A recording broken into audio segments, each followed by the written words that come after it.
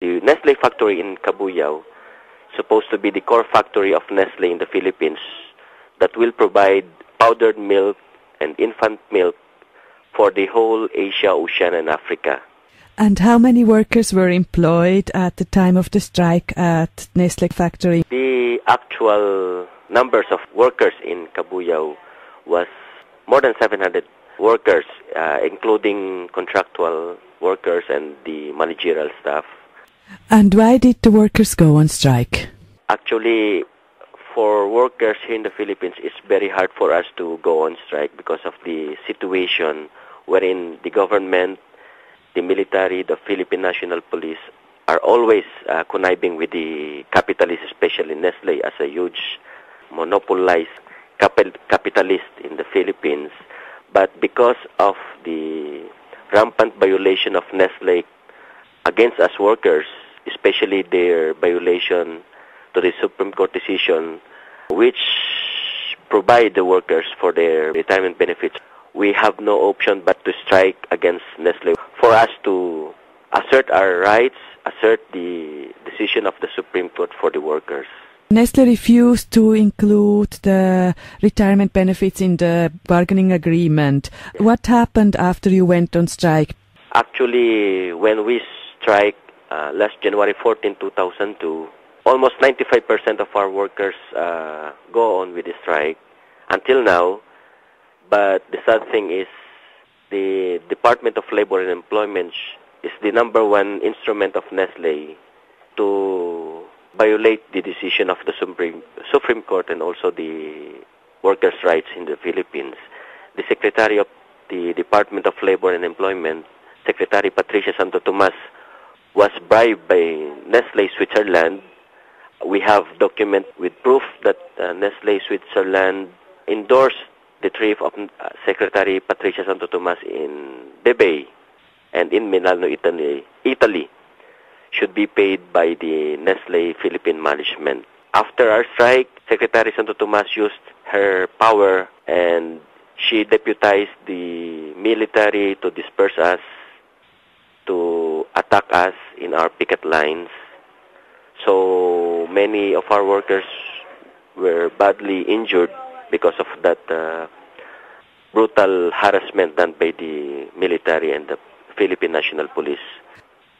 Because of our open picket protest in front of the courts here in the Philippines, the Court of Appeals and even the Office of the Solicitor General made their decision not in favor for the capitalist Nestle, but in favor of the workers. And what was the decision of the Court of Appeal and the prosecutor? First, all the decision made by Secretary Patricia Santo Tomas should be set aside because she made a grave abuse of her authority, and also the Court of Appeals instructed Nestle management to get back to the negotiating table with the workers of Nestle, and the retirement benefit should be included as a bilateral agreement as what the decision of the Supreme Court in 1991. Before the decision of the Court of Appeals, the Office of the Solicitor General under Solicitor General Simeon Marcelo made their own decision that Nestle is guilty of their Unfair Labor Practice Act against the workers of Nestle. Secretary Santo Tomas made a grave abuse of her discretion against the workers, and all the decision of Secretary Santo Tomas should be set aside. Lastly, they instructed Nestle to go back to the negotiating table with the workers, and the retirement benefit should be included in the collective bargaining with the workers. That was June 27, 2003. And we filed a motion to the Court of Appeals together with the Department of Labor and Employment Secretary that the decision should be implemented effectively after that decision. But you see, because of the influence of Nestle to the Philippine government, they just ignored the decision. This also culminated in the assassination of the president of the trade union, Carford Diastasio Fortuna. How do you think came it to this assassination? Whom do you think might be behind it? Actually, Carford is the second union president in Nestle Kabuya who was assassinated. The first president who was assassinated was Camel Meliton Rojas, was assassinated January 20, 1989, and this 2005, September 22, the day after the declaration of Gloria Macapagal Arroyo regarding the intensifying of military action against workers. The one who is responsible for the killing of Carford and even our first union president was Nestle management and also the Philippine National Police and the military here in the Philippines. And even the President of the Philippines, Gloria Macapagal Arroyo. 4 years is a very long time for a strike. How is this strike seen in the Philippine public? The Filipinos are very sympathetic with the workers of Nestle. Not only the working class, but the church people, the middle forces, they are very sympathetic and supportive to the struggle of Nestle workers, because Nestle is the number one trendsetter of all anti-worker tactics here in the Philippines.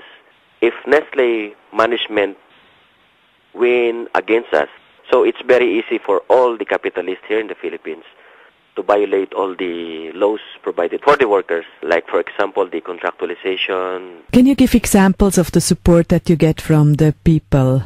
Like, for example, the Archbishop of the Roman Catholic Church here in the Philippines, the Archbishop of Manila, Gaudencio Rosales, even Bishop Labayan of Quezon, Bishop Tagle of Imus Cavite made an appeal letter addressed to Gloria Macapagal Arroyo and even to the management of Nestle Philippines. Even the United Nations Commission on Human Rights made a recommendation through the Department of Foreign Affairs here in the Philippines and the Commission on Human Rights here in the Philippines to make a serious investigation regarding our plight.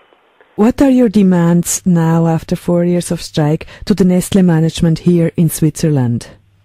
Actually, it's very simple. Our demand is for Nestle Philippine management and Nestle Switzerland.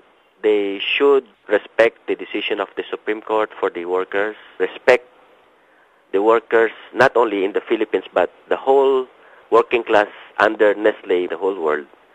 They should treat workers as human. They should provide them for just and decent benefits. And for us, Nestle workers who are actually more than 4 years of struggle, our union president was assassinated. 11 of our workers during our strike died already. And most of our children don't go to school right now.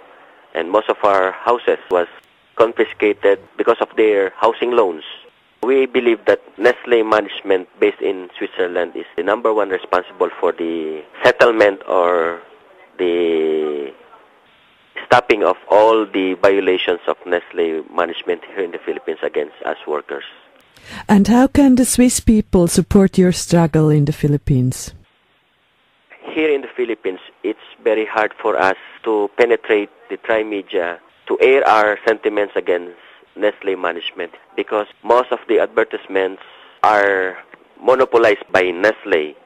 So if the networks here in the Philippines, which was about 85% of their advertisement, the people in Switzerland can provide us support by campaigning to their friends of not buying all Nestle products right now because Nestle products has blood in their products. Blood because of the killings made by Nestle to our former union presidents, and also the 11 workers died due to the prolonged injustice made by Nestle.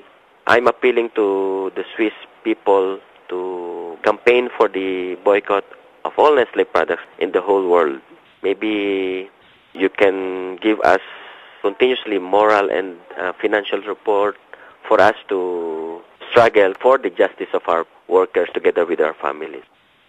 Long live international solidarity. Thank you very much. This is Noel Alemania.